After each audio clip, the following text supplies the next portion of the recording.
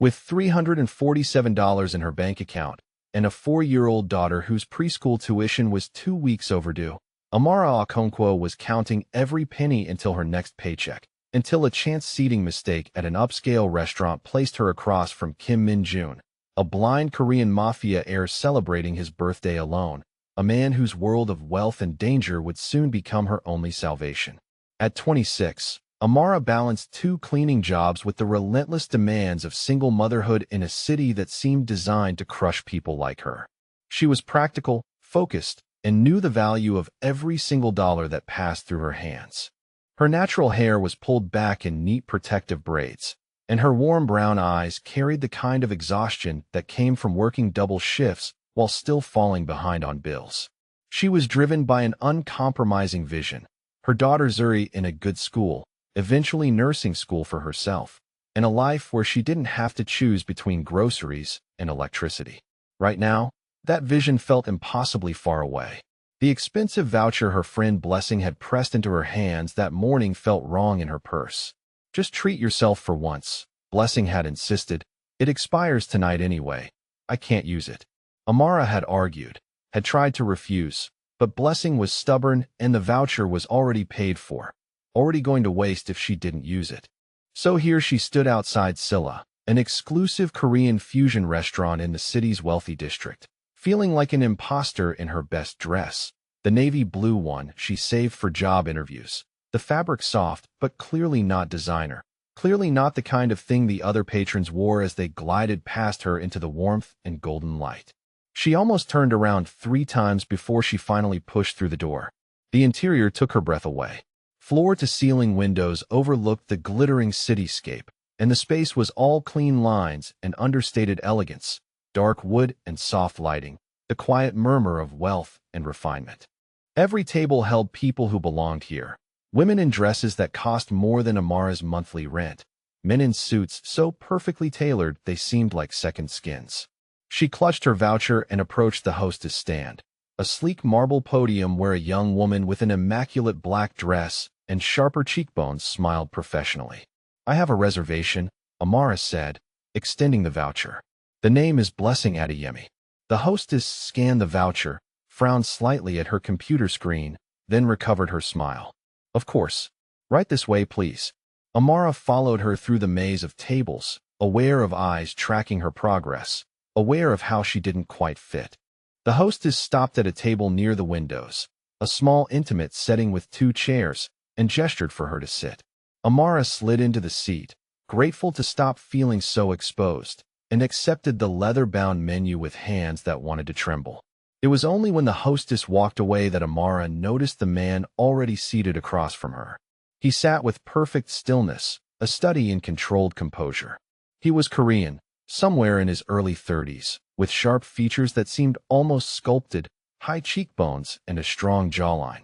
His dark hair swept back from his face with precise styling.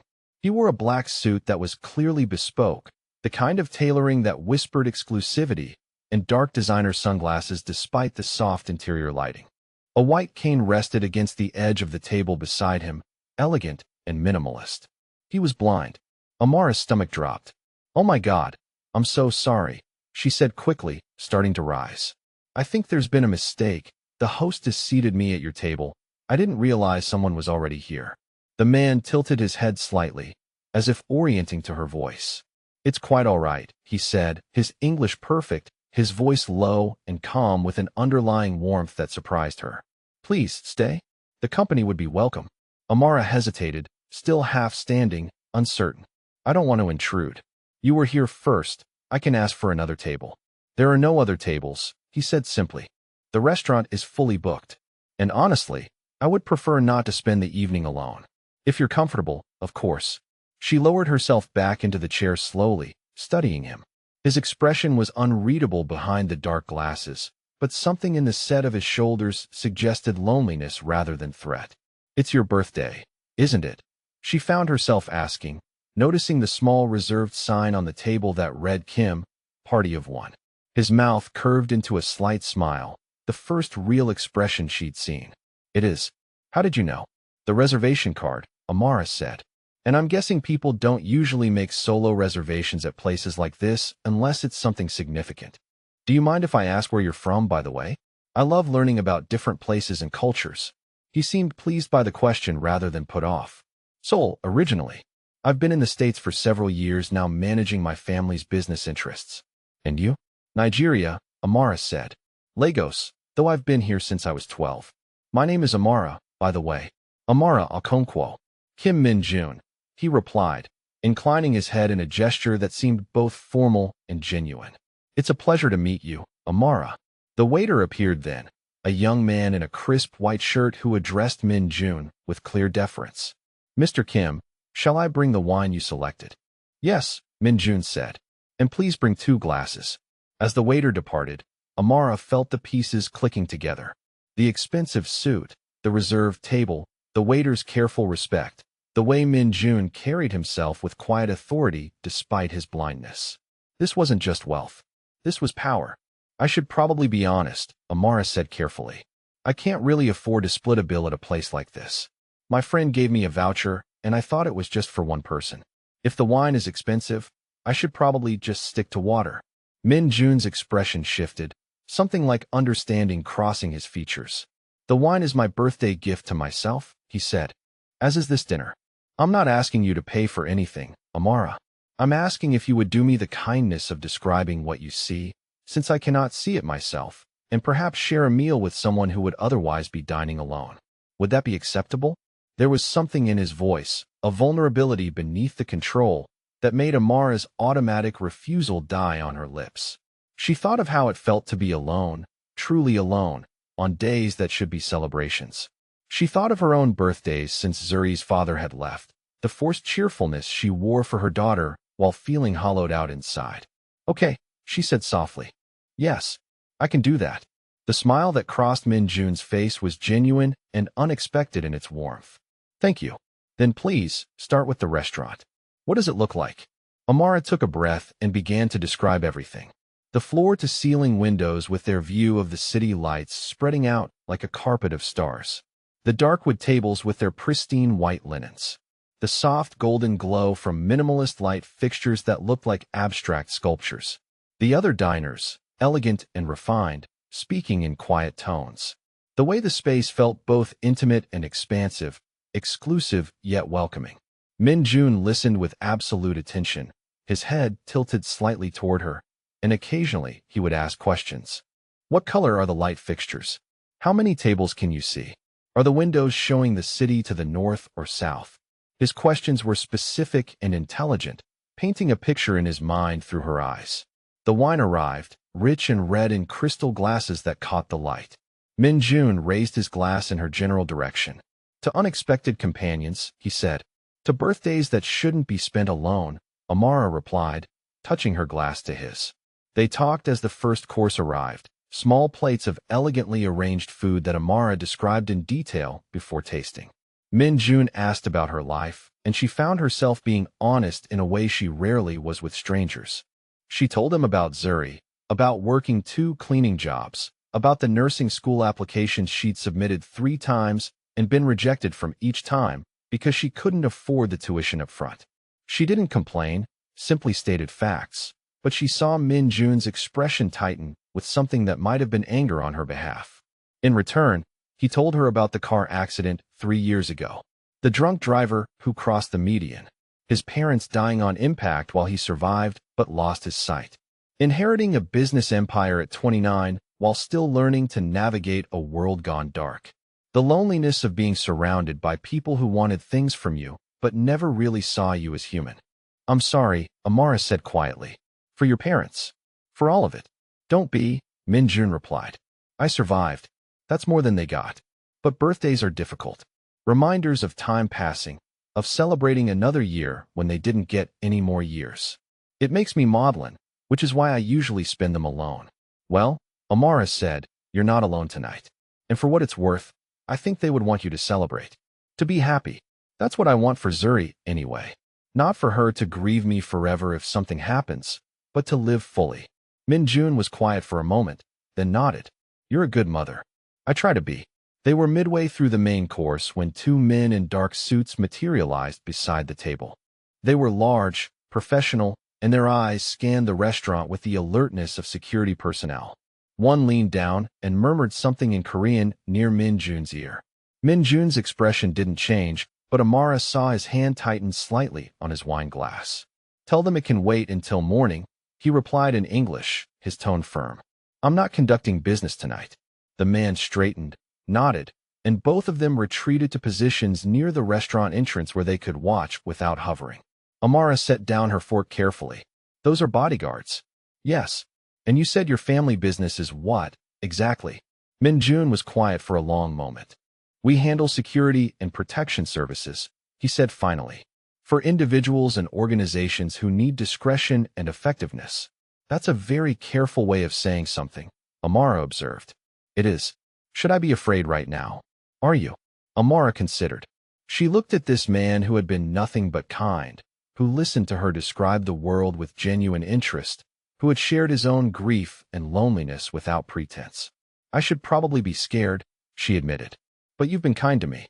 And honestly, I've dealt with scarier things just trying to survive each month. Poverty is its own kind of danger." Min Jun's expression softened. "You're not afraid of me?" "No," Amara said. "I'm not." "That's rare," he said quietly. "People usually are." "Maybe they don't really see you," Amara replied. "Just like you can't see them." The dinner continued, the conversation flowing more easily now that the truth was laid bare between them.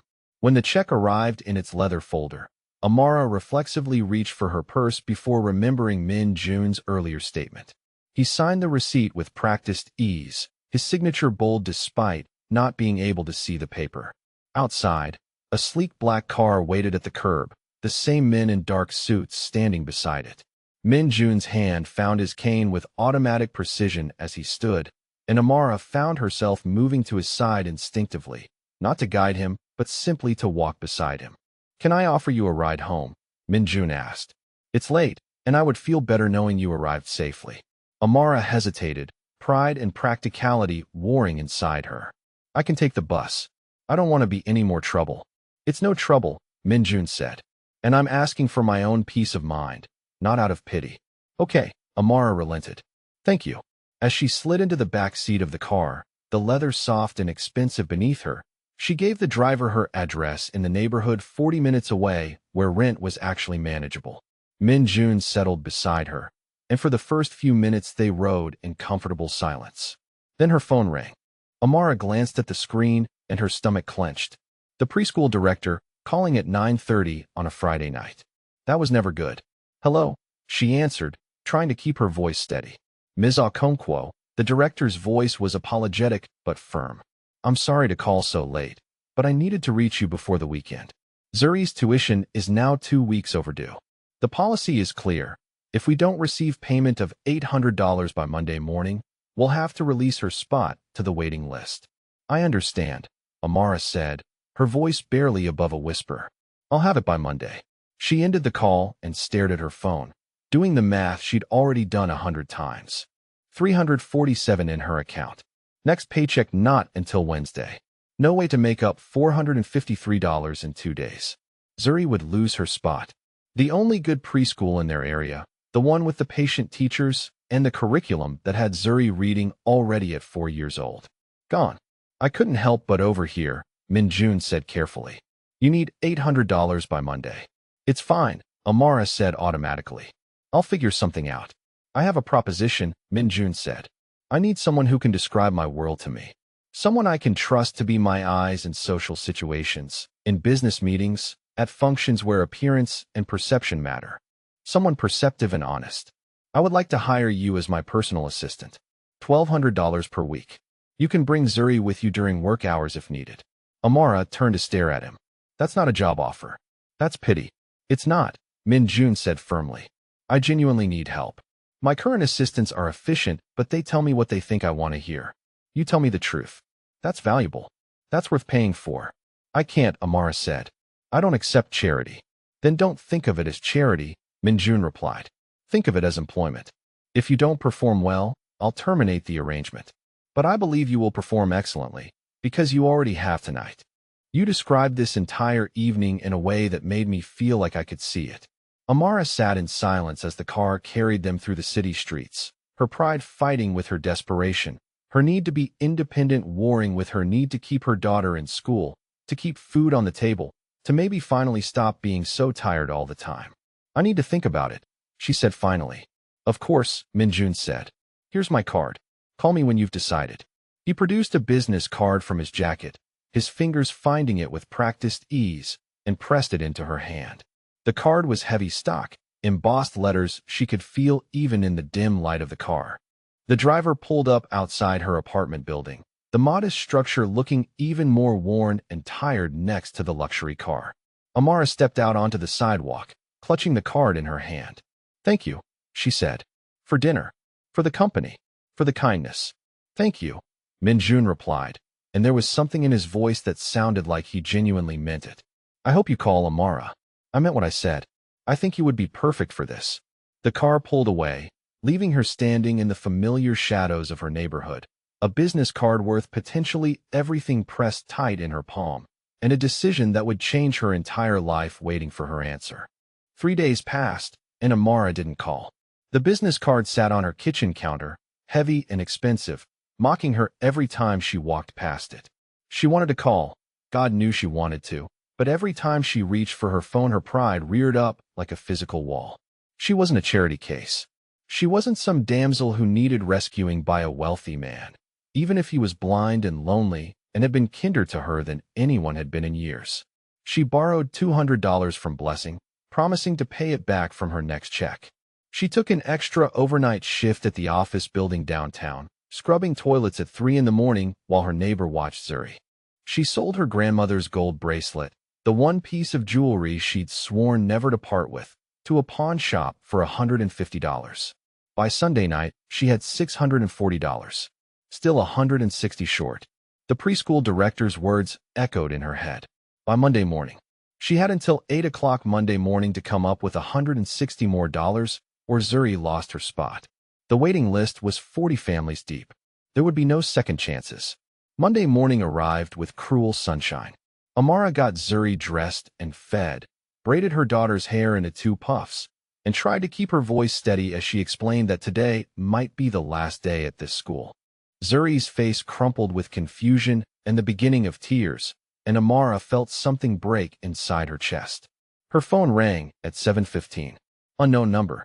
She almost didn't answer, then thought maybe it was the preschool calling to offer payment arrangements. Something, anything. Hello, she said. Amara. Minjun's voice was calm and professional. I hope I'm not calling too early. Her hand tightened on the phone. No, I'm awake. How did you get my number? You gave it to me Friday night, he reminded her gently. When I asked if I could call you. You said yes. She had said yes. She remembered now, distracted by the tuition crisis and the luxury car and the entire surreal evening. Right. Sorry. It's been a complicated few days. I understand you haven't called me yet, Minjun said. Which is your right. But I wanted to reach out one more time with a revised offer. Would you be willing to meet me at my office this morning? I promise I'm not trying to pressure you, but I do have a legitimate business proposition that I believe could benefit us both. Amara glanced at the clock. 7:17. School started at 8. She needed to be there with the tuition money or an explanation she didn't have. I can't this morning, she said. I have to take my daughter to school, and I have a work shift at 9. What if I sent a car for you at 9:30? Minjun said. The meeting would take an hour at most. I'll pay you $200 just for your time, regardless of whether you accept the position. Consider it a consultation fee. $200. The exact amount she was short. The timing was too perfect, too convenient. You had someone look into me, didn't you? She said flatly. You know about the tuition. About the pawn shop. About all of it. There was a pause. Yes, Minjun said. I did. I wanted to understand your situation fully before making an official offer. I apologize if that feels invasive, but in my line of work, due diligence is necessary. However, that doesn't change the fact that I genuinely need someone with your skills, and I'm willing to pay fairly for them. Amara closed her eyes. Pride was a luxury she couldn't afford, not when Zuri's education hung in the balance. Fine, she said. 9:30. Text me the address. Thank you, Minjun said, and she could hear the relief in his voice. I'll send the car. The black sedan arrived exactly at 9:30, the same professional driver from Friday night. He held the door open for her like she was someone important, someone who belonged in cars like this, and Amara slid into the back seat feeling like an imposter playing dress-up. She'd worn her interview dress again, the navy blue, and pulled her braids back into a neat bun. Professional. Capable.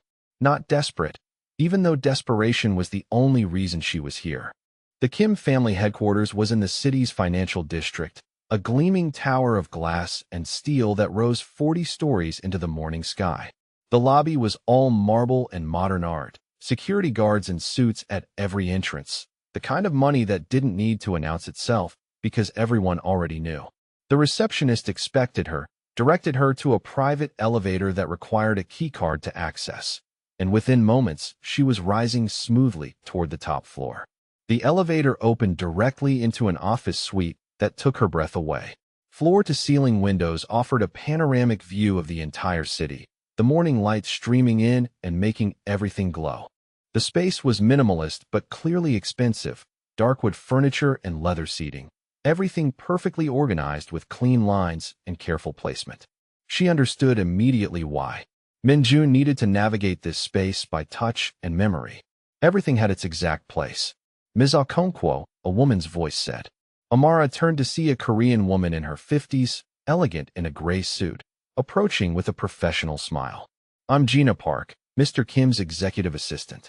He's expecting you. Please, this way. She led Amara through the suite to a corner office where Min Jun sat behind a massive desk, his dark suit impeccable, his sunglasses still in place.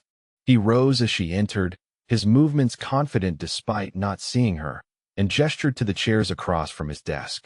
Amara, thank you for coming. Please sit. She sat, and Min Jun returned to his chair.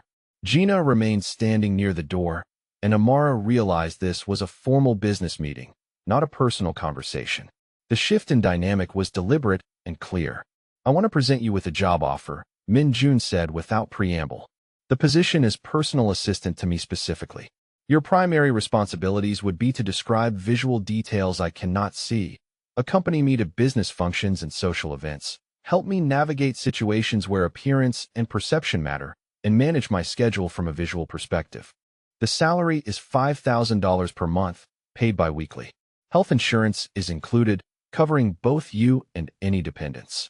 I'm also prepared to provide a 2-bedroom apartment in a secure building near quality schools as part of your compensation package. Amara's mouth went dry. $5,000 a month. Health insurance for her and Zuri. An apartment that wasn't falling apart. It was more money than she'd ever made in her life. More security than she'd known since Zuri was born. Why, she asked. Why me specifically? You could hire anyone. Min Jun leaned back in his chair. Most people tell me what they think I want to hear. They describe things in ways that make them look good or make me feel better. You described Friday night with complete honesty. You told me the restaurant was beautiful, but you felt out of place. You told me other diners looked at you like you didn't belong. You told me my bodyguards scared you even though you tried not to show it. That honesty is rare and valuable. I need someone who will tell me the truth about what's happening around me, not a filtered version designed to manipulate or please me. Gina stepped forward and placed a document on the desk in front of Amara. This is the formal contract, she said. 1-year minimum commitment.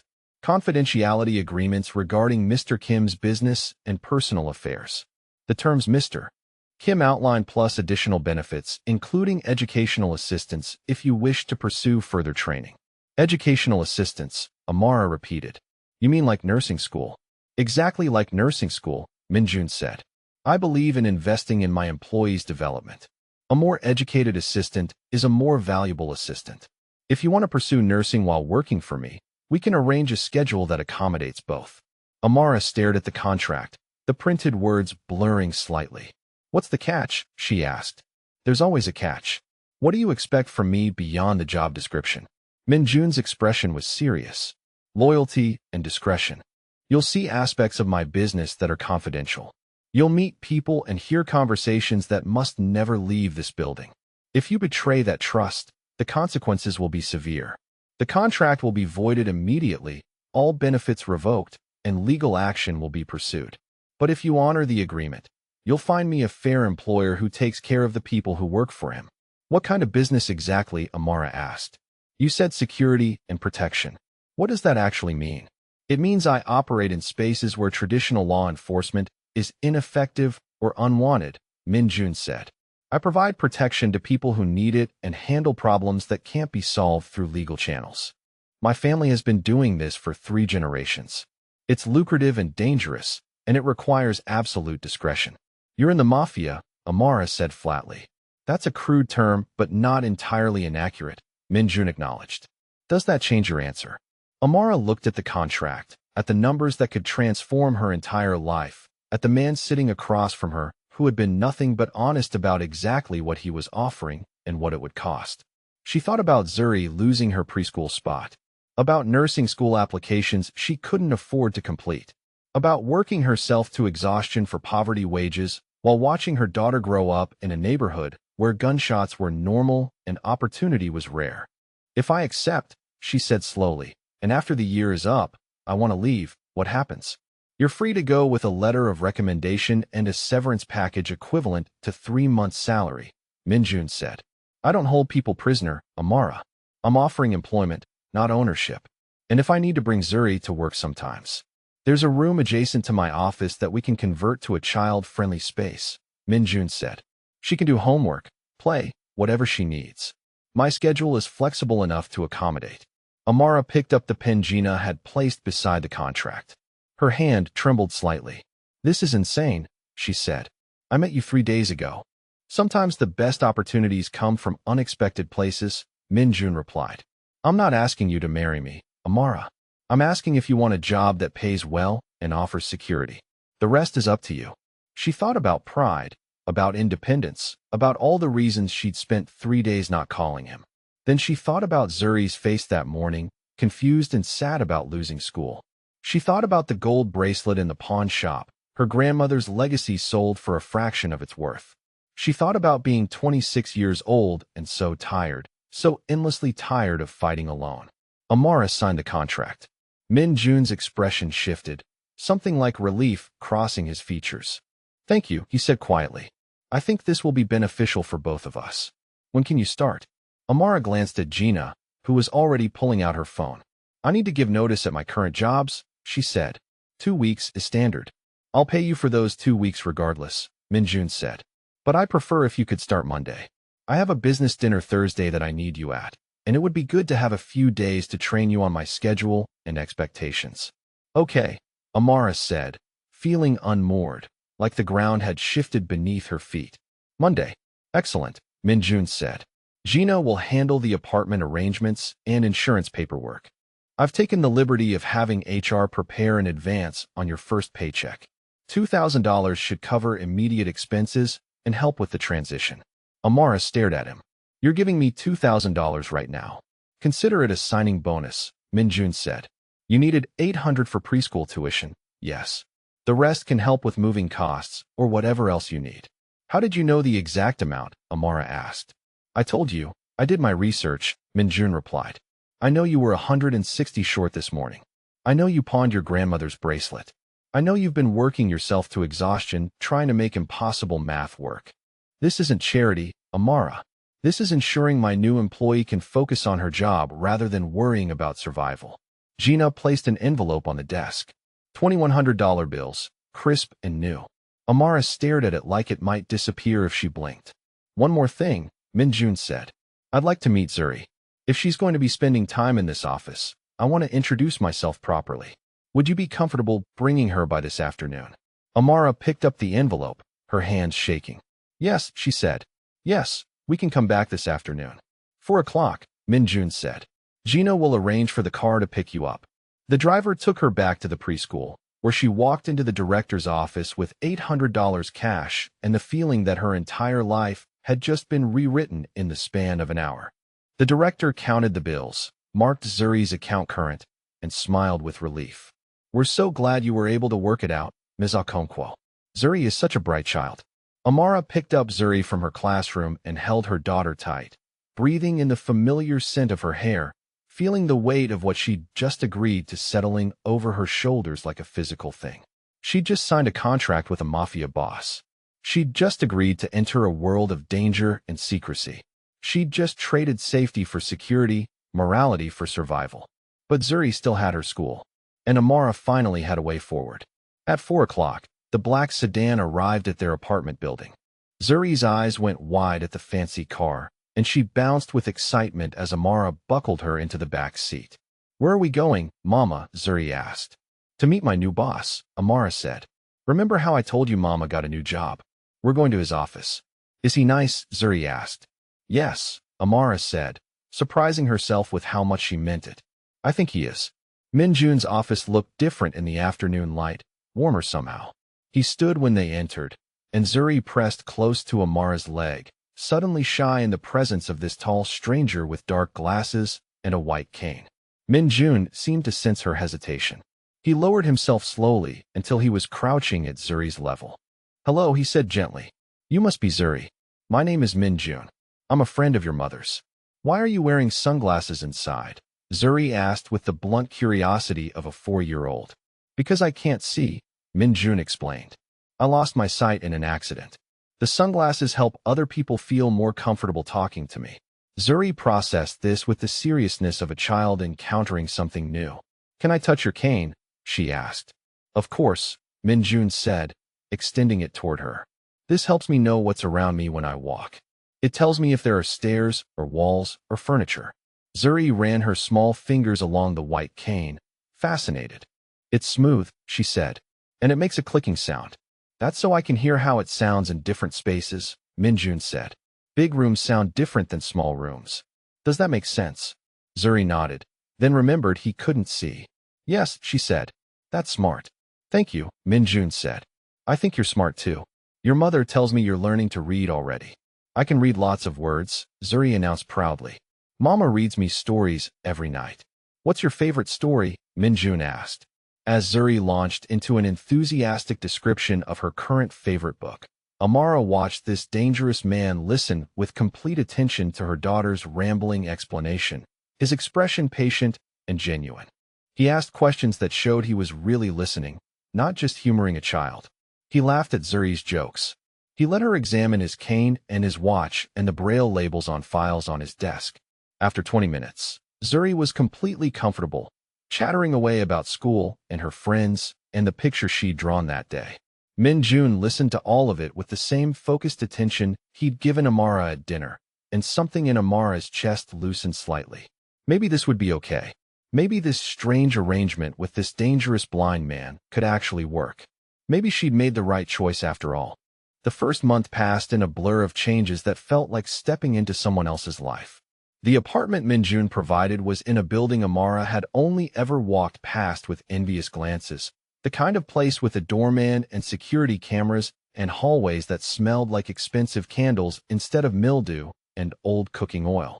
2 bedrooms, floor-to-ceiling windows, a kitchen with appliances that actually worked, hardwood floors that gleamed under soft lighting.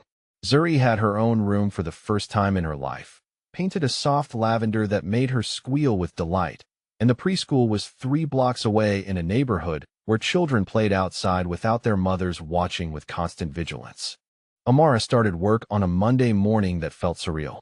Minjun's driver picked them up at 7:30, the black sedan becoming a familiar sight, and Zuri chattered excitedly about her new room, while Amara tried to quiet the voice in her head that whispered this was all too good, too easy, that there had to be a cost she hadn't seen yet.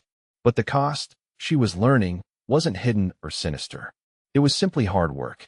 Minjun needed her in ways she hadn't fully understood during that first interview. He didn't just need descriptions of his environment.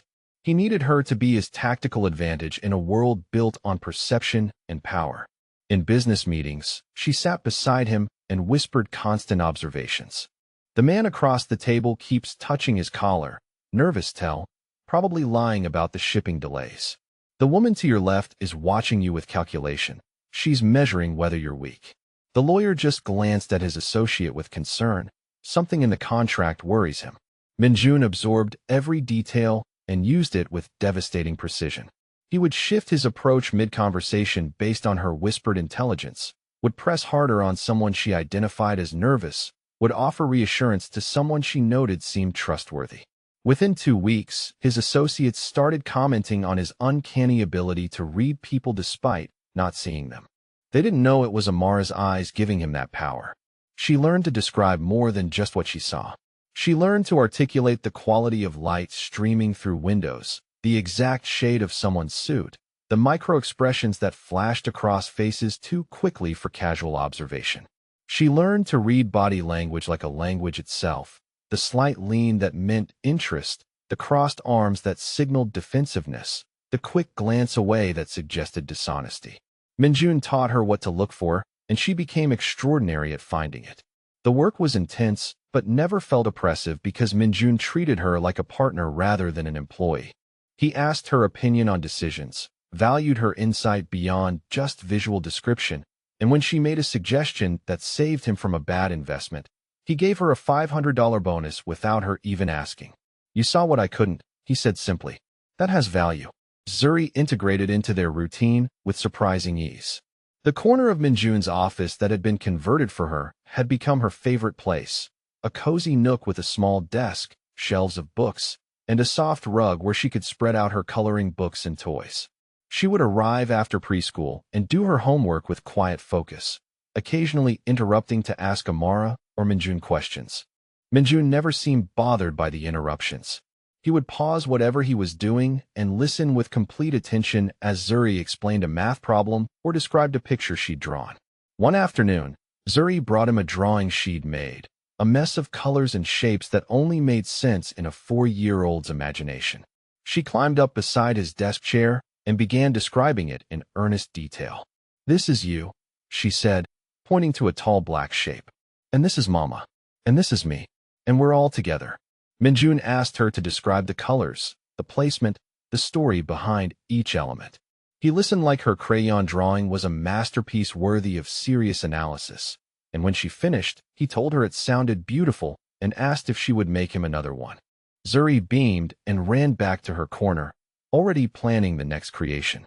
Amara watched this interaction from across the room and felt something shift in her chest, something dangerous and warm and entirely unexpected. This man, this dangerous criminal who commanded an empire with ruthless efficiency, was gentle with her daughter. Patient, kind. He never talked down to Zuri or dismissed her childish enthusiasms. He treated her like a person worthy of respect, and Zuri was blooming under that attention. The first major test came 3 weeks into her employment. Minjun had a business dinner at an exclusive restaurant with representatives from 3 other families, the kind of meeting where alliances were built or broken over expensive wine and carefully chosen words. Amara had been to business lunches, but this was different. Higher stakes, more danger simmering beneath the surface of polite conversation. Minjun had a dress delivered to her apartment that afternoon, elegant black silk that fit perfectly and probably cost more than a month of her old salary. Gina had included a note. "Mr. Kim requests you wear this tonight. Image matters in these settings." Amara stared at herself in the mirror, barely recognizing the polished woman looking back, and wondered when exactly her life had become something out of a movie. The restaurant was even more exclusive than the one where they'd first met, the kind of place that didn't have prices on the menu because if you had to ask, you couldn't afford it. Minjun's hand rested lightly on her arm as they entered, a gesture of guidance that looked like intimacy to outside observers, and Amara understood immediately that was intentional. "Let them think we're together," he told her earlier. "It's safer for you if they believe you're under my protection in every sense." She described everything in low whispers as they navigated the room. "The Korean man in the gray suit is watching you with hostility, probably the rival you mentioned. The Japanese woman to your right seems neutral, her posture is open. The older man approaching from the left is smiling, but his eyes are cold. Be careful." Minjun moved through the dinner like a chess master, using every piece of information Amara provided to position himself perfectly. When the hostile rival made a veiled threat, Minjun countered with devastating calm because Amara had whispered that the man's associate looked uncomfortable, a crack in their united front. When the Japanese woman tested him with a question designed to expose weakness, Minjun answered with confidence because Amara had noted the woman's slight nod of respect when he entered, suggesting she was actually hoping for strength rather than looking to exploit vulnerability. By the end of the evening, Alliances had been solidified and threats had been neutralized. As they left, Minjun leaned close and spoke quietly near her ear. "You were perfect. Absolutely perfect. Thank you." The gratitude in his voice was genuine, and Amara felt a flush of pride that had nothing to do with the expensive dress or the luxury surroundings. She'd done something meaningful, had used her skills to help him succeed, and it felt good in a way her cleaning jobs never had. Their late nights became routine. After Zuri was asleep in the office corner, a blanket tucked around her small form, Minjun and Amara would work through documents and contracts. She would read aloud, describing charts and graphs, explaining visual data he couldn't access directly. He would listen and ask questions that proved he was building complete mental models of complex information, tracking numbers and patterns without ever seeing them written down. "How do you do it?" Amara asked one night, genuine curiosity overcoming professional distance. "How do you manage all of this without seeing the spreadsheets and reports and financial statements?" "It seems impossible." Minjun leaned back in his chair, a slight smile crossing his face. "Systems and memory," he said. "Everything has a structure. Every report follows a pattern. I memorize the patterns and listen for deviations. I have people I trust absolutely to give me accurate numbers. And I've learned to hear truth and lies in people's voices because I can't see their faces. It's exhausting sometimes, maintaining the appearance that I'm fully in control when I'm constantly working 3 times harder than everyone else to process the same information. But the alternative is showing weakness, and in this world, weakness is death." "Do you ever wish you could just stop?" Amara asked. "Just walk away from all of it?" "Every day," Minjun admitted. "And never. This empire is all I have left of my parents. Walking away would feel like abandoning them a second time." The vulnerability in his voice made Amara's throat tight. She understood that burden, the weight of trying to honor people you'd lost while still carrying your own life forward. One evening, Zuri asleep in her corner nest of blankets, Minjun called Amara to his desk. "There's a photo here," he said, his hand resting on a silver frame. "I'd like you to describe it for me." Amara picked up the frame and her breath caught. The photo showed a younger Minjun, maybe late 20s, standing between an elegant Korean couple in their 50s. They were at some kind of celebration, all 3 dressed formally, and the joy on their faces was so evident it hurt to look at. Minjun's eyes in the photo were bright and clear, turned toward his mother with obvious affection. His father had a hand on his shoulder, pride evident in his expression. They looked happy. They looked whole. "It's you with your parents," Amara said softly, "at what looks like a formal event, maybe an anniversary or birthday.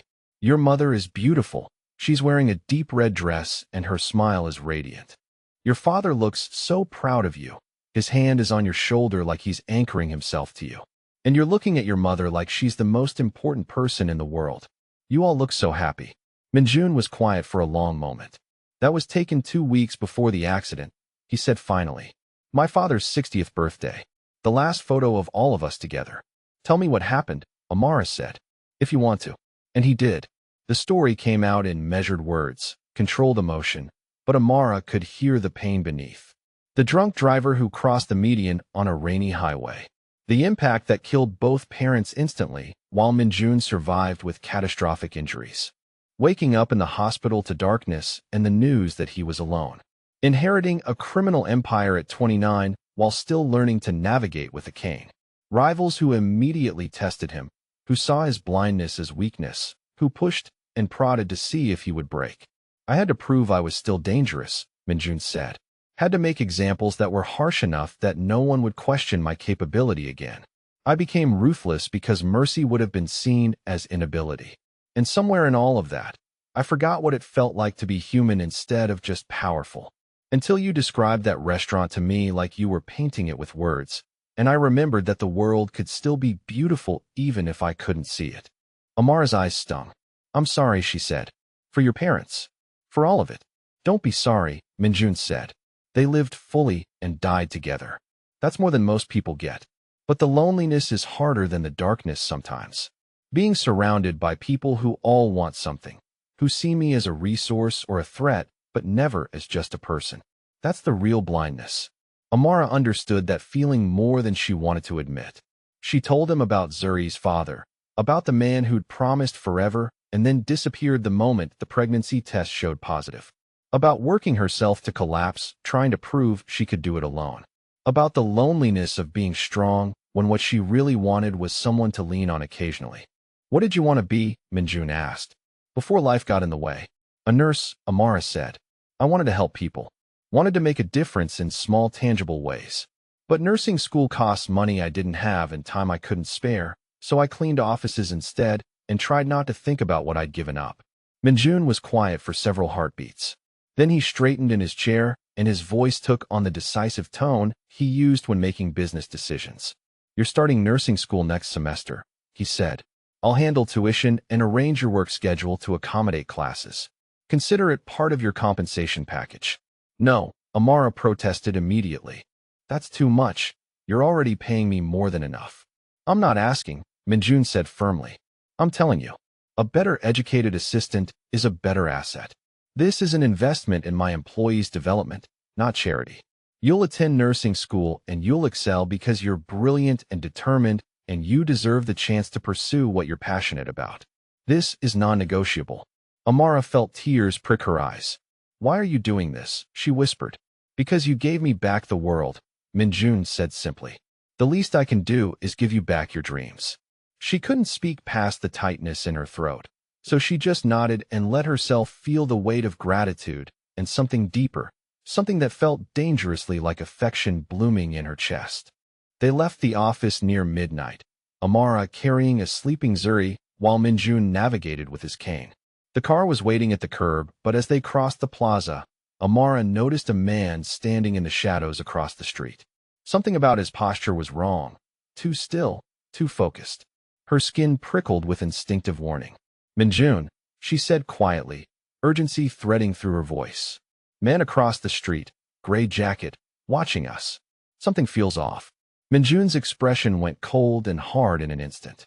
He made a subtle gesture with his free hand, and suddenly there were bodyguards materializing from positions Amara hadn't even known they occupied. The man across the street melted into the darkness, disappearing before anyone could reach him. Good eye, Minjun said, his voice still carrying that dangerous edge.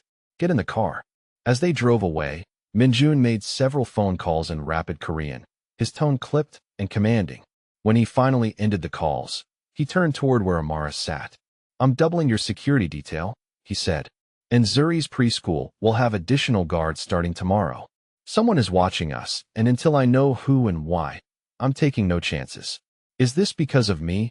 Amara asked, fear making her voice tight. Because I work for you now. Possibly, Minjun said honestly. Or it could be unrelated. Either way, you and Zuri are under my protection now. That means keeping you safe is my responsibility, and I take my responsibilities very seriously. Amara held her sleeping daughter closer and realized with creeping certainty that she'd entered a world more dangerous than she'd fully understood. But looking at Minjun's profile, seeing the deadly determination in the set of his jaw, she also realized she felt safer than she had in years. Maybe that should have terrified her. Instead, it felt like coming home. Over the next month, something shifted between them. It wasn't romance, not yet, but it was connection, understanding, trust deepening with every shared late night and quiet morning. Amara found herself looking forward to the black sedan's arrival each day, found herself relaxing into the rhythm of being Minjun's eyes, and discovering that she was becoming something more than just his assistant. She was becoming his partner in ways that had nothing to do with the contract she'd signed. Nursing school started on a Tuesday morning that felt like stepping into a dream Amara had given up on years ago. Minjun had arranged everything with the efficiency that characterized all his decisions. Her schedule was structured, so she attended classes 3 mornings per week while Zuri was at preschool, then came directly to the office to work the afternoons and evenings. The textbooks arrived already purchased, her tuition paid in full for the entire program, and when she tried to thank him, he'd simply said this is what we agreed to and moved on to discussing the day's schedule. But Amara saw the small smile on his face when she described her first anatomy class with barely contained excitement, saw the way he listened with genuine interest when she read passages from her textbooks aloud during their evening work sessions. He would ask questions that proved he was absorbing the medical information as thoroughly as she was, his brilliant mind cataloging and cross-referencing everything she shared. Sometimes he would help her study, quizzing her on terminology or asking her to explain concepts until she understood them well enough to teach them back to him. "You're good at this," he told her one evening after she'd perfectly described the cardiovascular system's structure and function. "You're going to be an excellent nurse." The praise made something warm bloom in her chest. "Thank you," she said quietly, "for believing in me when I'd stopped believing in myself."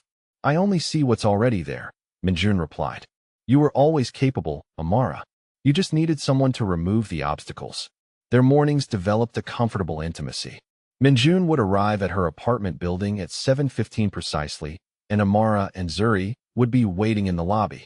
Zuri would run to greet him with the unself-conscious affection of a child who decided someone was safe and good, and Minjun would crouch down to her level while she chattered about her morning or showed him something she'd brought to share.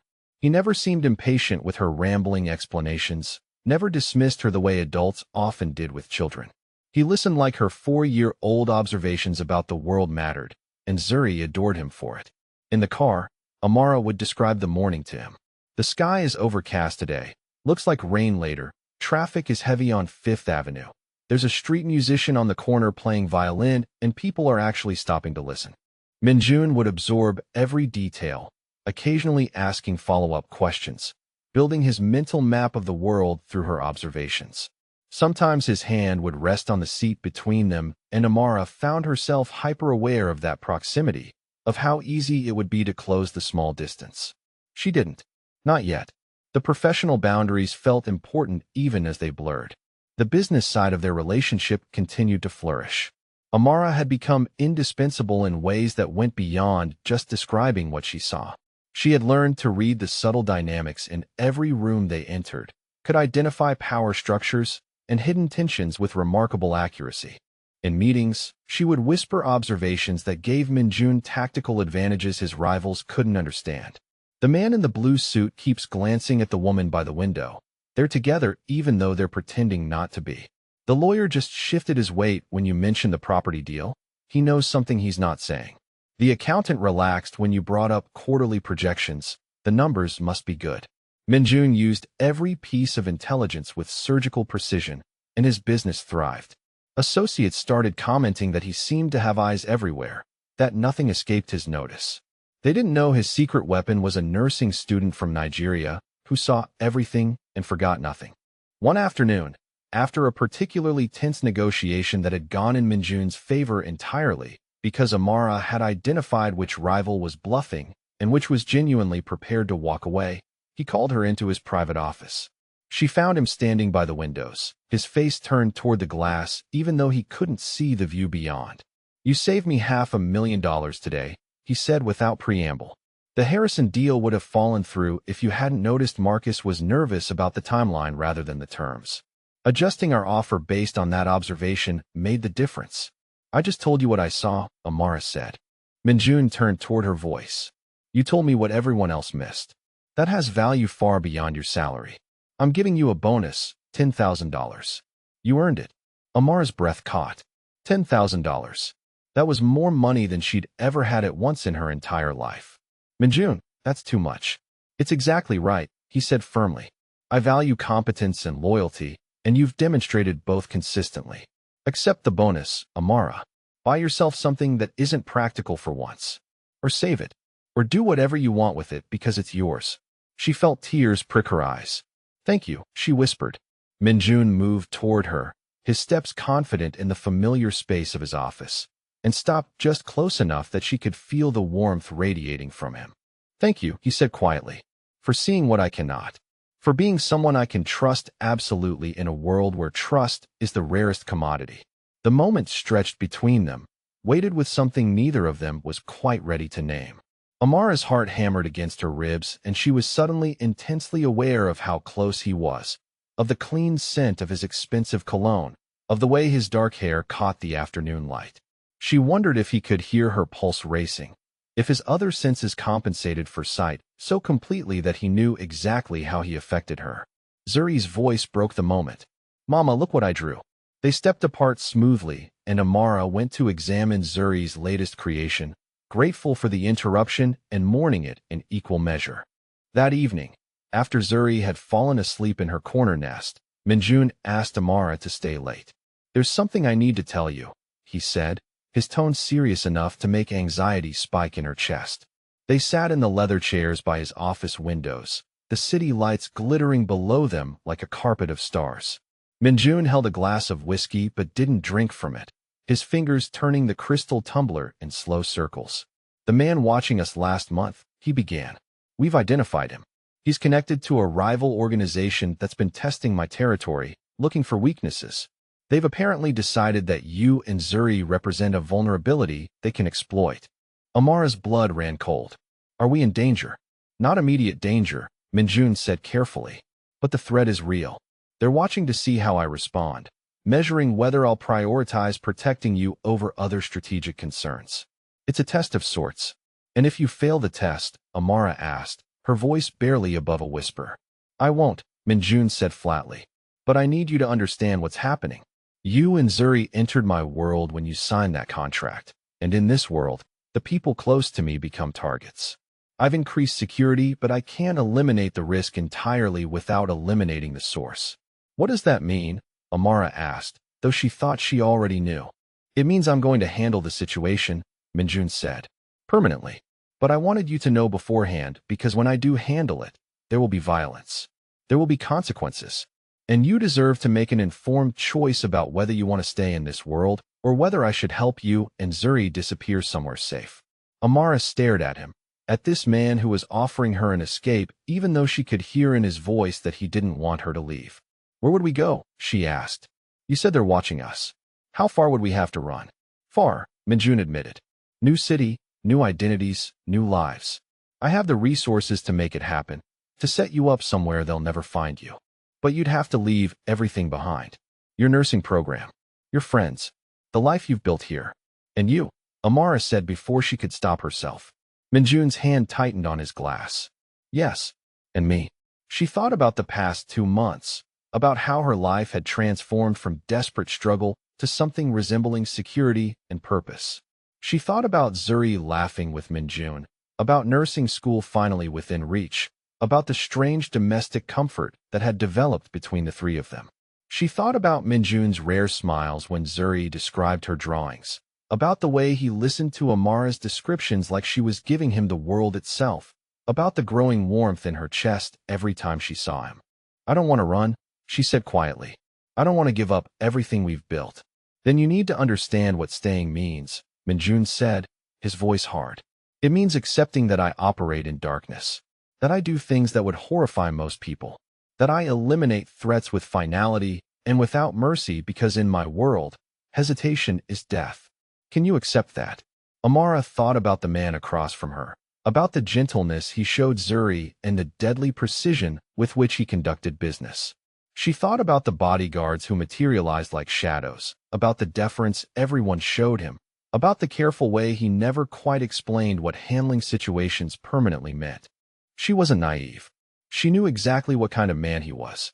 "Yes," she said, "I can accept it, because I know you use that darkness to protect people, to protect me and Zuri. That makes it different." "Does it?" Minjun asked, and there was something raw in his voice. "Or are you just rationalizing because you need the security I provide?" "Maybe both," Amara admitted honestly. "Maybe I'm choosing to see the man who reads medical textbooks with me instead of the criminal who eliminates rivals. Maybe that makes me complicit or compromised or morally gray. But I've been scared and desperate and alone, and I'm tired of it. So yes, I'm staying. Handle the threat however you need to. Just keep us safe." Minjun released a breath that sounded like relief. "I will," he promised. "I'll keep you safe. Both of you. No matter what it costs." 3 days later, something changed in Minjun. He was quieter, more tense, and he spent hours on phone calls conducted in rapid Korean that Amara couldn't understand but recognized the tone of. Commands. Strategies. Preparation for something. Then one morning, he didn't arrive to pick them up. Gina called instead to say he'd been called away on urgent business, and would she mind taking a car service to the office. Amara agreed, but worry settled like a stone in her stomach. The office felt wrong without him. Too quiet, too empty. Zuri sensed the change and asked where Mr. Min was. Amara told her he had important work to do, but didn't know if that was true or if something terrible was happening somewhere in the city's shadows. He returned near midnight. Amara had stayed at the office, unable to shake the feeling that she needed to be there when he came back. She'd put Zuri to bed in the corner nest hours ago and had been sitting in the dark by the windows, watching the city lights and trying not to imagine worst-case scenarios. The elevator chimed and Minjun emerged. Even in the dim light, she could see he looked different. His suit was rumpled, his tie gone, his usually perfect hair disheveled. There was a tension in his shoulders that spoke of violence recently committed, and when he moved it was with the careful control of someone managing pain. Amara stood and crossed to him. "Are you hurt?" "I'm fine," Minjun said, but his voice was rough. "Let me see," Amara insisted, her nursing student instincts overriding everything else. She reached for him and he caught her hand, his grip firm but not painful. "I said I'm fine, Amara. And I don't believe you," she replied. "Please, let me check." He released her hand slowly, and she guided him to sit in one of the leather chairs. In the low light, she could see his knuckles were split and bruising, could see tension lines around his mouth that suggested he was in more pain than he'd admit. She retrieved the first aid kit from the office bathroom and returned to kneel beside his chair. "Give me your hands," she said softly. He extended them, and she began cleaning the abrasions with gentle efficiency, her nursing training making the movements automatic. The cuts weren't deep, but they would be sore for days. As she worked, she noticed his breathing was shallow, careful. "Take off your jacket," she said. "Amara," he started. "Please," she said. "I know you're hurt. Just let me help." He shrugged out of the jacket carefully, and she saw the way he favored his left side. When she pressed gently against his ribs through his shirt, he inhaled sharply. "Bruised ribs? Probably," she said. "Possibly cracked. You need an X-ray." "I'll have my doctor look at it tomorrow," Minjun said. "Did you handle it?" Amara asked quietly, still tending to his hands. "The threat?" "Yes," Minjun said. "It's done. The faction that was watching you no longer exists." Amara should have felt horror at the clinical way he stated that people were dead because of her. Instead, she felt relief so intense it made her dizzy. "Thank you," she whispered, "for keeping us safe." "Always," Minjun said. "I'll always keep you safe." She finished bandaging his hands and looked up to find his face turned toward her even though he couldn't see her. His hand lifted and his fingers brushed her cheek with unexpected gentleness. "You're crying," he said softly. "I was scared," Amara admitted. "That something would happen to you. That you wouldn't come back." "I came back," Minjun said. "I'll always come back." The moment hung between them, heavy with unspoken things, and Amara realized with sudden clarity that somewhere in the past 2 months she'd stopped seeing him as her employer and started seeing him as something far more dangerous to her carefully guarded heart. She was falling in love with him. With this blind criminal who read medical textbooks and listened to her daughter's rambling stories and used his darkness to protect them. She was falling in love, and it terrified her because love meant vulnerability, and vulnerability meant the possibility of devastating loss. But looking at his bruised hands that had fought to keep her safe, at his tired face turned toward her like she was his anchor in the darkness, she couldn't make herself pull away. Not yet. Maybe not ever. 2 weeks after Minjun eliminated the first threat, Amara began noticing the surveillance again. Different cars parked outside her building for too long. The same face in a coffee shop near the preschool 2 days in a row. A man on the subway platform who tracked her with his eyes as she passed. She mentioned each incident to Minjun and watched his expression grow progressively harder, colder, until he looked like the dangerous criminal he actually was beneath the gentle facade he showed to her and Zuri. "They're testing again," he said after she described the third suspicious encounter. "A different faction this time, bolder than the last. They know attacking you directly would bring war, so they're measuring my response time, my security protocols, looking for gaps." "What happens if they find one?" Amara asked, fear making her voice tight. "They won't," Minjun said with absolute certainty. "I've tripled your detail. 2 guards are always within 50 feet of you and Zuri, even if you can't see them. But I need you to be vigilant. Trust your instincts. If something feels wrong, it probably is." Amara tried to take comfort in his preparations, but the constant awareness of being watched made her skin crawl.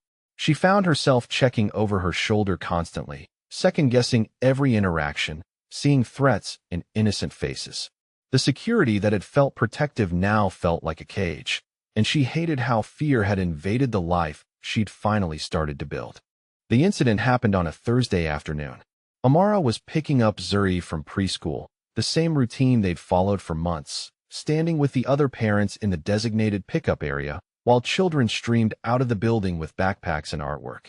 Zuri emerged with her teacher, chattering excitedly about the story they'd read, and Amara felt the usual surge of love at seeing her daughter's bright smile. Then she noticed the man standing too close to the playground fence.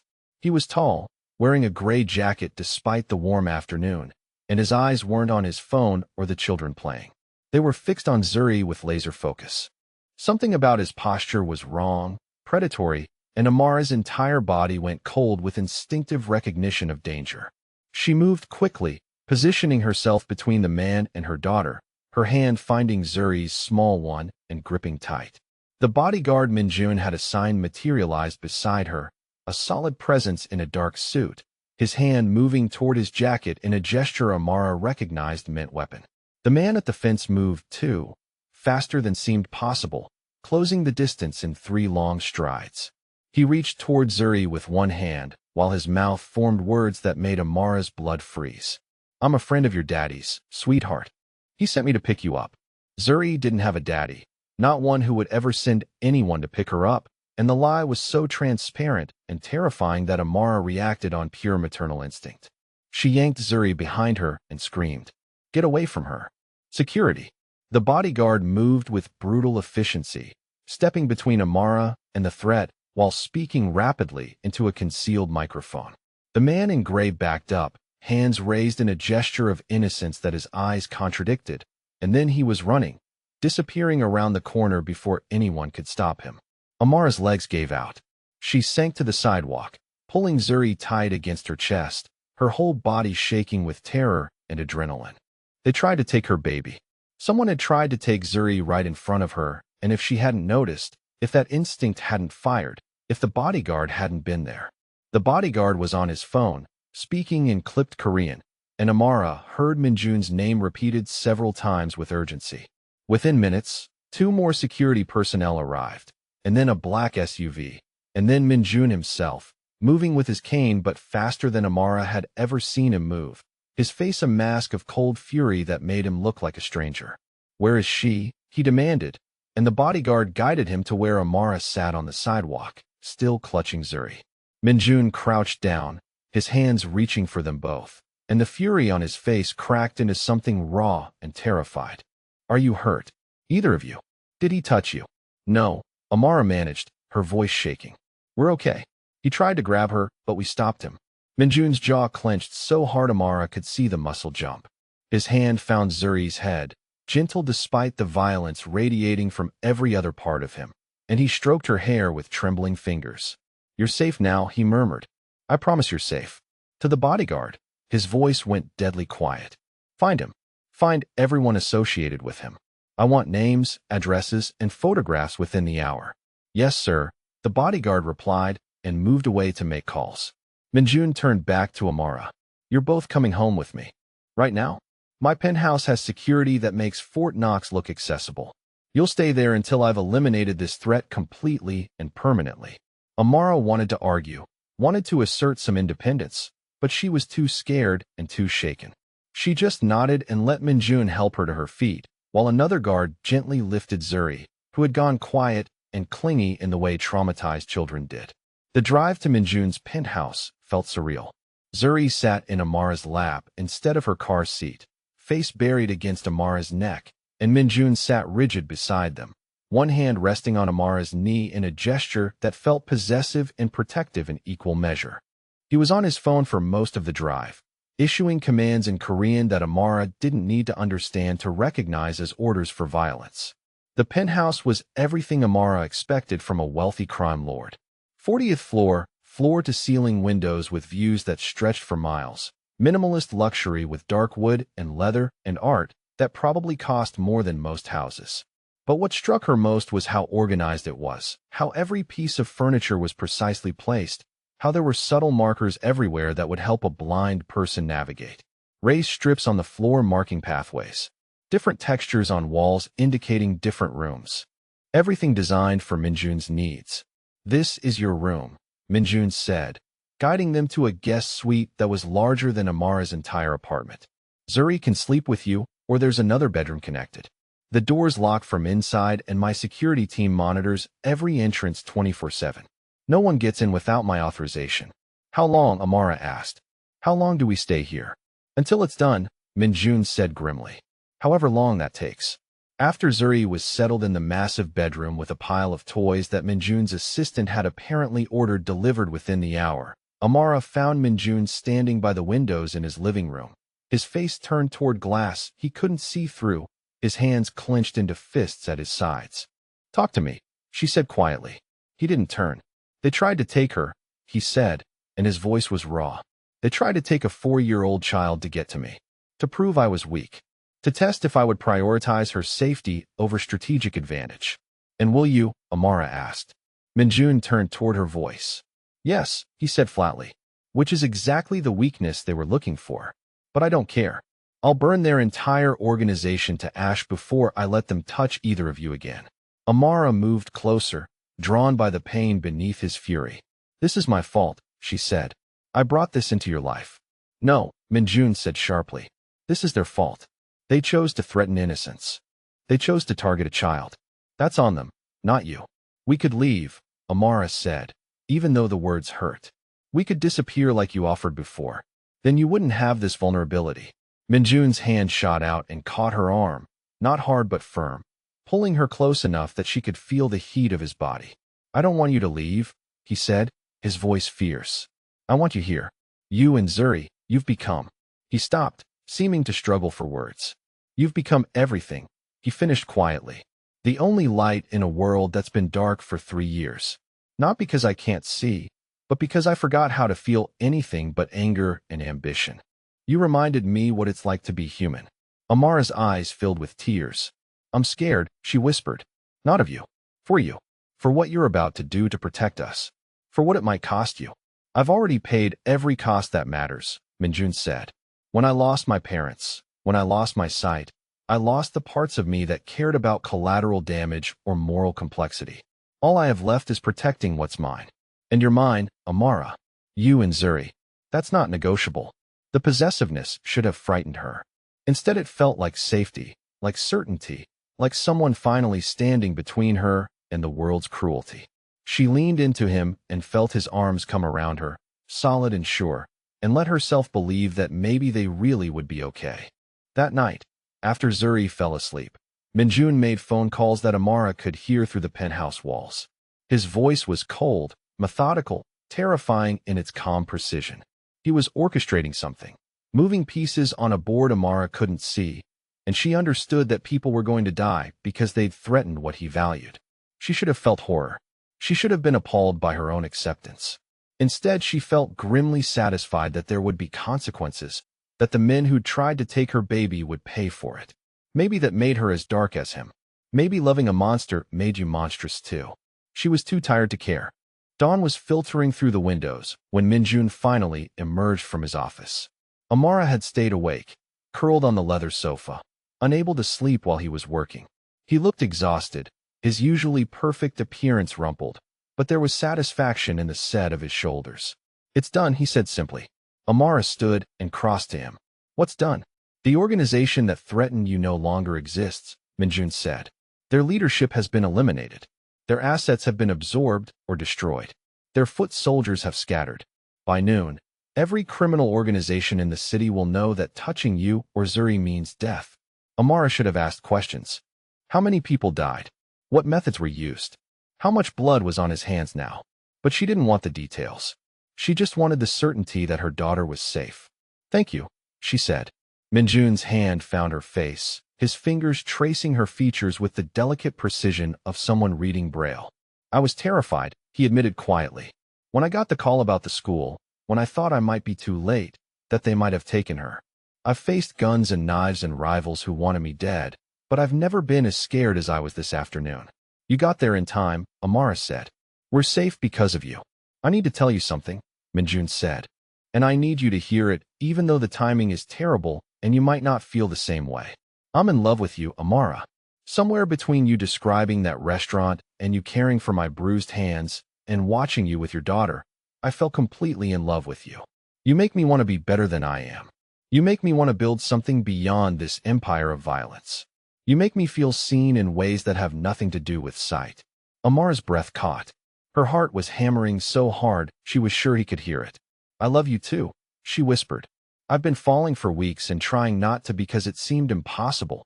This whole thing seemed impossible, but I can't help it. I love you. Minjun kissed her then, his mouth finding hers with unerring accuracy, and Amara melted into him with a sense of coming home. The kiss was gentle and desperate in equal measure, weeks of tension and restraint finally breaking, and when they pulled apart they were both breathing hard. Stay, Minjun said against her lips. Not as my employee. Stay as my partner. My family. Let me protect you and Zuri not out of obligation, but because you're everything I've been missing. Yes, Amara said. Yes to all of it. And in the growing morning light, with danger finally eliminated and love finally acknowledged, Amara let herself believe in the impossible.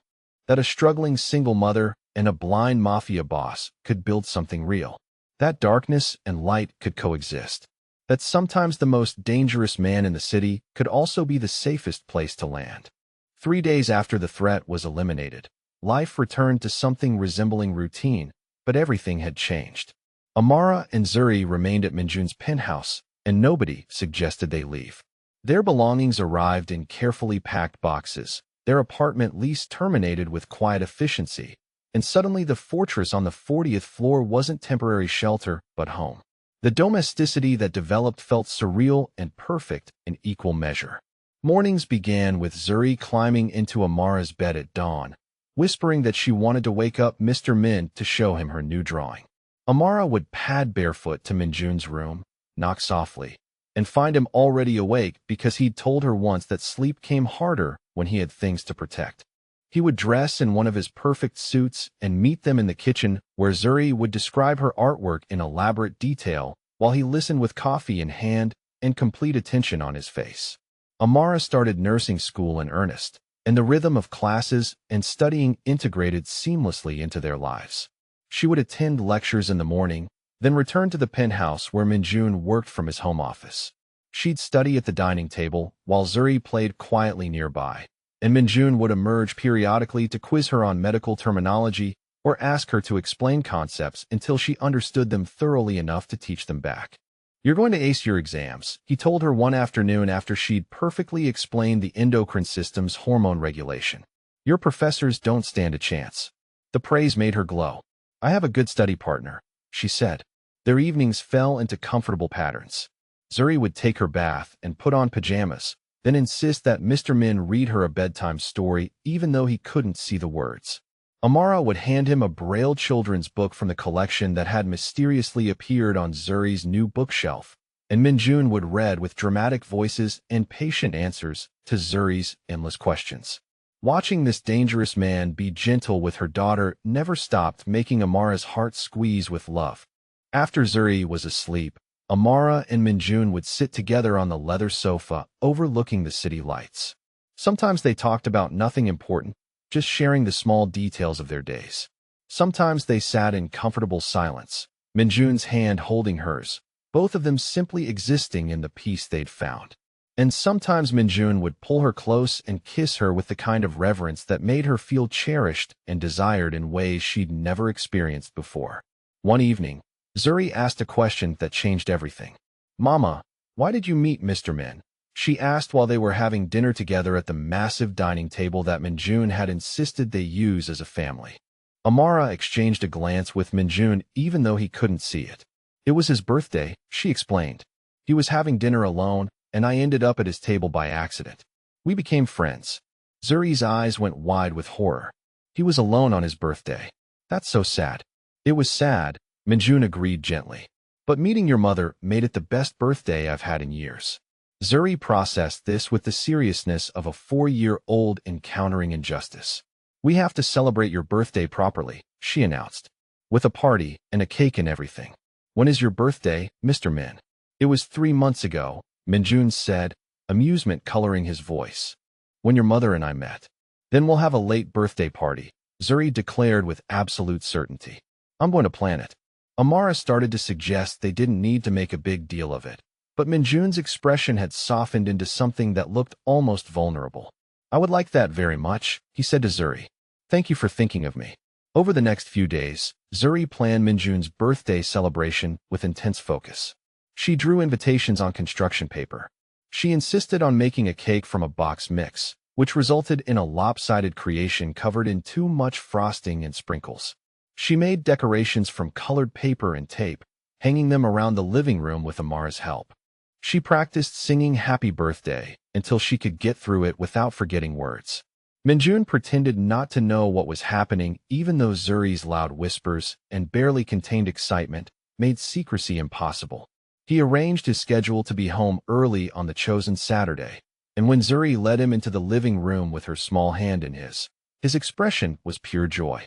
The decorations were childish and imperfect, construction paper chains and hand-drawn pictures taped to walls and furniture. The cake listed dangerously to one side, and the frosting job was enthusiastic rather than skilled. But when Zuri made Minjun sit on the floor and began singing Happy Birthday in her high, slightly off-key voice, Amara saw tears track down his face from beneath his dark glasses. Make a wish, Zuri commanded when the song ended. Minjun was quiet for a moment. His face turned toward where Zuri bounced with excitement. I already got my wish, he said softly. I wished for family, and here you are. Zuri didn't fully understand the weight behind his words, but Amara did. She watched this man who commanded a criminal empire sit cross-legged on his expensive floor while a 4-year-old presented him with lopsided cake, and she fell even more in love with him.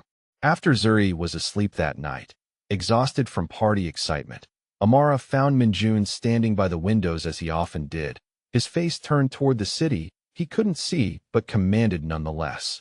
Thank you, he said when she approached, for letting her do that, for giving me the kind of birthday I thought I'd lost forever. She wanted to make you happy, Amara said. You matter to her. I matter to you, Minjun asked, and there was unexpected uncertainty in his voice.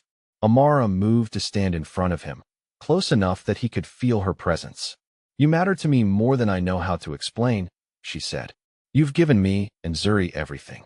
Safety, security, purpose, hope. But more than that, you've given us love. Real love, not the conditional kind I thought was all that existed. Minjun's hands found her face, his fingers tracing her features with the familiarity of someone who'd memorized every detail through touch.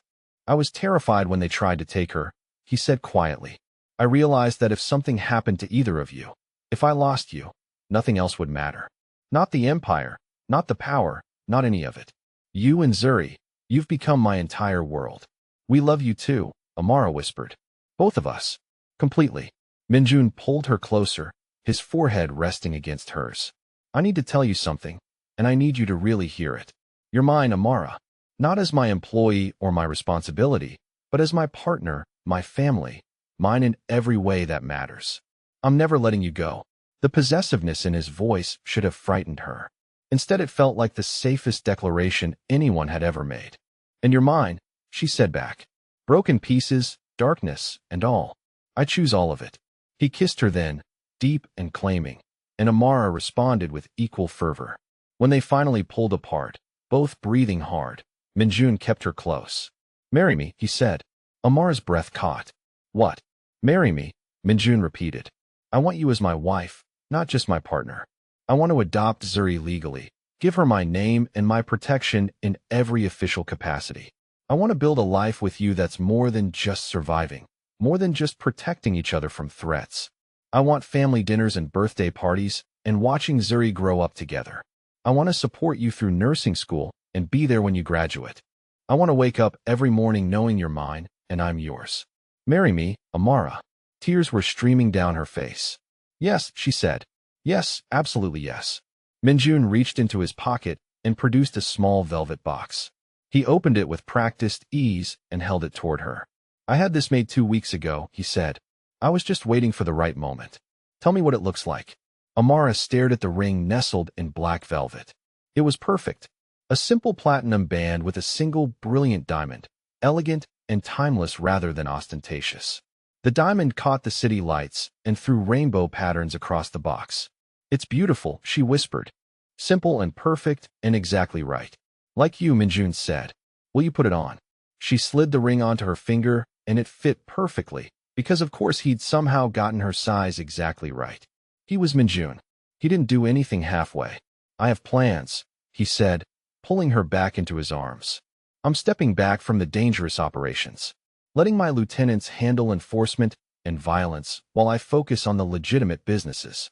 I want to be present for you and Zuri, not constantly managing threats and territory disputes.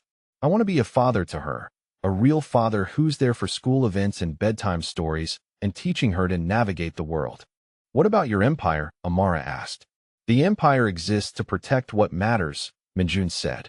"You and Zuri matter more than territory or power. So the empire adapts. We shift toward legal operations, we invest in legitimate businesses, and we use our resources to build something sustainable rather than constantly fighting to maintain control through violence.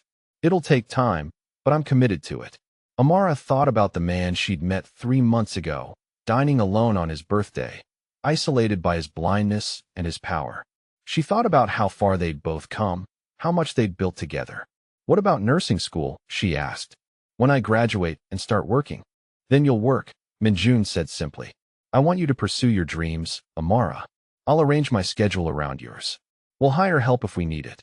Whatever makes you happy, whatever lets you be the nurse you've always wanted to be, we'll make it happen." "You're really serious about this," she said. "I've never been more serious about anything," Minjun replied. "I love you. I love Zuri. I want us to be a family, legally and completely. Say yes again." "Yes," Amara laughed through her tears. "Yes, yes, yes."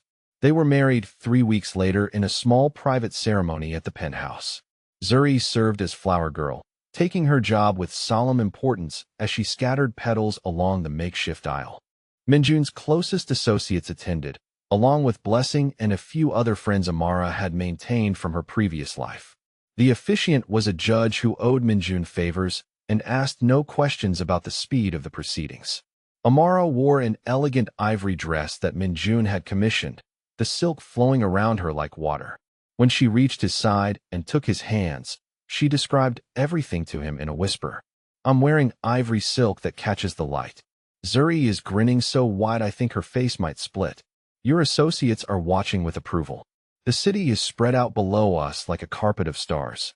And you look devastating in your black suit." "Describe the bride," Minjun said softly, and she could hear the smile in his voice. "The bride is the happiest she's ever been," Amara replied.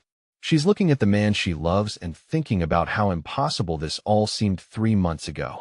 She's thinking about how far they've come. She's thinking this is where she's supposed to be. The vows were traditional, but felt revolutionary. To have and to hold, for better or worse, in sickness and in health." When Minjun slid the wedding band onto her finger beside her engagement ring, his hands were steady and sure. When she placed his ring on his hand, her voice shook with emotion. And when the judge pronounced them married, Minjun kissed her with such tenderness and possession that several of his associates actually applauded. Afterward, there was champagne and cake and Zuri demanding to know if this meant Mr. Min was her daddy now. Minjun crouched to her level and said yes, if she wanted him to be, he would be honored to be her father. Zuri threw her arms around his neck and announced she had the best daddy ever, and Amara had to excuse herself to cry in the bathroom for a few minutes. That night, after Zuri was asleep in her room and the guests had departed, and it was just the two of them, Minjun pulled Amara close on the sofa overlooking their city. "Tell me what you see," he said. Amara looked out at the glittering lights spread below them. "I see the city where I used to struggle to survive," she said. "Where I cleaned offices at 3 in the morning and pawned my grandmother's bracelet and counted every dollar. But now it looks different. Now it looks like home. Because you're here, and Zuri's here, and we're safe." "We're more than safe," Minjun said. "We're family." 3 months ago I walked into a restaurant with a free voucher and no hope," Amara said softly. "I was drowning in debt and exhaustion. I thought that was all my life would ever be. And then I met a blind man eating dinner alone on his birthday, and everything changed. I was alone for 3 years after I lost my sight," Minjun said. "I had power and wealth, but no one who saw me as more than a resource or a threat. I'd forgotten what it felt like to be valued just for being human. Then you described a restaurant to me like you were painting the world with words, and I remembered there was more to life than darkness. Amara turned to face him fully. I love you, she said. I love that you read bedtime stories to Zuri and Braille. I love that you help me study anatomy, even though you can't see the diagrams. I love that you built a fortress to keep us safe and then filled it with construction paper decorations because they made her happy. I love all of you, the dangerous parts and the gentle parts, the mafia boss and the man who cries at birthday parties. And I love you, Minjun said, for seeing me when others only see power or disability, for trusting me with your daughter, for choosing to stay even when you knew what I was, for making me want to be better than I've been. They sat together in the quiet penthouse, the city glowing below them, and Amara thought about impossible things. About broke single mothers and blind mafia bosses. About danger and safety coexisting. About love finding you in the strangest places at the most unexpected times. She'd walked into that restaurant with $347 and no options. She'd walked out with a dangerous man's devotion and a future full of possibilities. And now, wearing his ring and carrying his name, she was no longer running or struggling or surviving alone. She was standing beside her husband, the blind heir who had shown her that protection could look like love, that darkness could coexist with light, that sometimes the most dangerous man in the city could also be the safest place to call home. And she finally had the ending to the call to action she'd been asked about months ago during that first dinner, when asked where she was from and how did she feel about her journey. For anyone out there struggling like I was, feeling like you're drowning with no way out, I want you to know that hope can come from the most unexpected places. Sometimes the answer isn't what you planned. Sometimes it's better. Just stay open to the impossible. That's where the miracles hide.